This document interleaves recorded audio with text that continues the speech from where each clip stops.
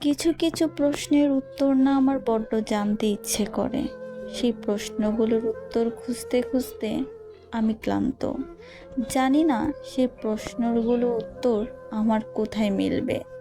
এই ধরুন, যেসব মানুষকে আমার খুব ভালো লাগে, তাদেরকে হাসি খুশি দেখতে ভালো লাগে, অথচ আমার হাসি খুশি থাকাটা যেন তাদের সহ্য হয় না, তারা হিংসায় মরে। আবার দেখবেন, যাদের কান্নাতে আমি কষ্ট পাই, যাদের চোখের পানি দেখলে আমারও চোখে পানি আসে, অথচ আমার যখন কান্নার পালা আসে তখন তারা কাটা গায়ে লবণ ছিটা মারে।